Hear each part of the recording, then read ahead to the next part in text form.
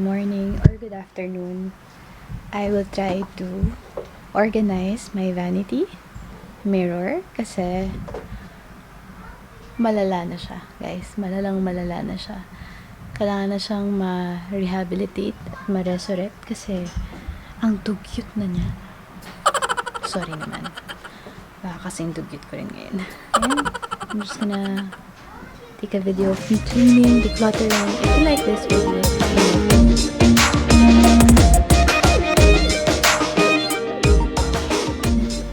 let's do it. Magtatapon tayo ng mga bagay-bagay na hindi na natin kailangan at paubos na at wala nang laman. Paano ba, guys? Hindi ko alam. Ito. Hindi to dito kasi pagkain ko. Natin siyang alisin.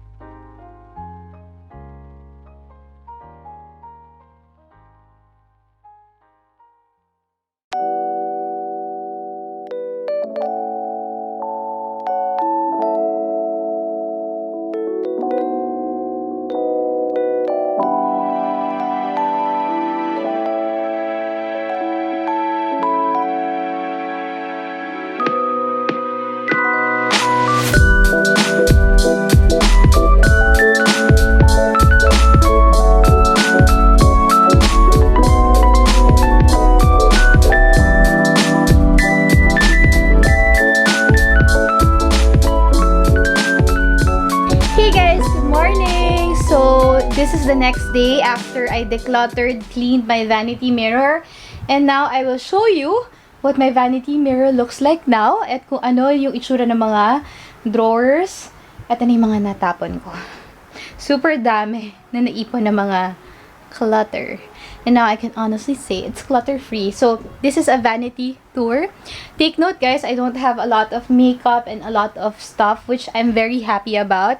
Because during the pandemic, isa yun sa mga na-realize ko na we don't really need so many things. We just need the essential. Yes! Essay writing contest ang explanation. So, this is the vanity mirror. This is the middle drawer. Have mga organizers here na acrylic. So, dito ko lang sinama yung mga eyeliner, eyebrow palette, highlighter, powder, mga mascara, which I don't really use because I have new lounge lashes. And then, here are the eyeshadow palette. And this, mga random things. I have here my contact lens. So, yan. Very simple lang. Wala masyadong makeup. And then here, I have the remaining lipsticks na natira. Kasi yung iba, expired na. Ayan. So, I just put them here. And yung mga brushes ko. May mga pouches ako dito. Ziploc pouches na cute. So, dyan ko lang nilagay. Ito yung mga clip ko. And this is for my hair. Ayan. Can you see? You wanna see? Ayan. Mga hair stuff. So, I'm just gonna put it here. And this is the other drawer on the left side. So, ito yung mga medicine kit. Ito yung, of course, alam niyo na, cotton buds and panty liner, petroleum jelly, cotton pads, mga giveaway na perfume, skincare, and the likes. So, malinis na siya. Natapon ko na yung mga hindi ko kailangan. Dito naman, tada, mga accessories to. And by the way, this was organized by Kayla, my daughter. So, hindi ko na siya masyadong ginalaw kasi nakaayos na siya. And thank you, Kayla. Okay, next one is this one. So, this one, puno to ng mga papers, ng mga resibo. So, I emptied it already. So, I don't know kung anong ilalagay ko dito. So, at least I have a vacant na drawer na pwede nating lagyan. And then this one, mga hair tools. So, this is a curler. This one is an iron. And this one is a, ito yung parang hair dryer na volumizer. And the last drawer is for mga boxes na mga gadgets or gadget stuff. So, I have there yung jelly cover ng Nintendo Switch, my mouse box, and then my extra lens for my camera.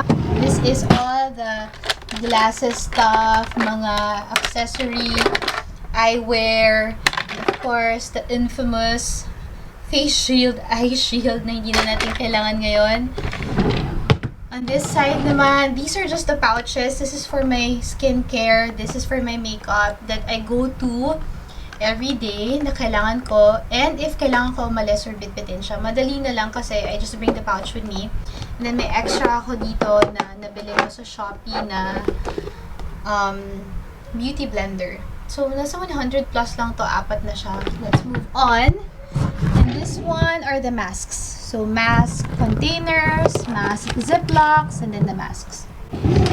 And the last is all the other skincare, perfume, toothbrush, toothpaste, lotion, na hindi ko naman talaga ginagamit on a day-to-day basis, pero stock siya, so I just put it here. The top of my vanity mirror, nakita niyo naman guys kung na-issue nito last time, right? Puno siya ng kalat. So, yan. So, ito na lang yung mga gagamitin kong skincare na I have to finish before I buy a new one. I like the idea na inuubos ko muna siya kasi nagsastock ako ng marami. And I have here a poster. I put my coffee from Starbucks here. I have a Sembrant na speaker right here. And then this one, nabili ko sa Divisoria for 450 pesos na nasira. Tapos dinikit na lang siya. This is for the brushes. And of course, for alcohol. This is the alcohol sprayer I got from Lazada. And then sa pinakasulok, meron akong lalagyan ng mga Sanrio rubber bands na tinatago ko doon. So, guys, yan. Yan yung itsura niya. And then I have this pink na small mirror na merong zoom. May zoom and then may normal. Ayan. Okay, so ito yung itsura niya. Super linis na niya, guys. Ta-da! Never mind the clutter there. And guys, if you wanna see kung gaano kadami yung natapon kong basura or naipon kong basura from my vanity mirror, it's this one. Believe it or not, guys, ito talaga yun. Ang bigat niya. These are all the basura. And I feel like gumaan yung buhay ko dahil magtatapon ako ng ganyang karaming basura. Super therapeutic yung experience of decluttering. I super enjoyed it. And then whenever I look at my vanity mirror now, hindi lang ako nasa-stress. I mean, look at it, guys. Before and after. Nisin ko ba yung nandoon next time? So this is what it looks like now.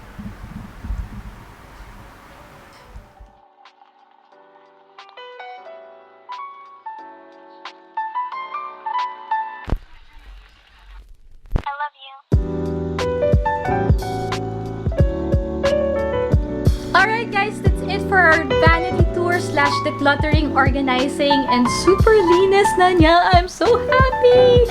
Nakakagaan ng feeling, guys, because super dami kong itatapong basura.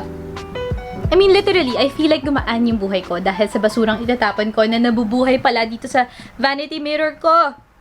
So now, I feel magaan. So try it, guys. Super therapeutic. Linisin nyo kahit anong drawer or area ng bahay nyo. Declutter, let go of all those stuff that's weighing you down. And if you want to see other videos, guys, let me know on the comments down below. Like room tour, house tour, let me know. I'll be happy to do it for you. And for now, I'll say goodbye. See you in my next video. And don't forget to channel your positivity and be a ray of sunshine to every meet because ang init. You are. Bye, guys!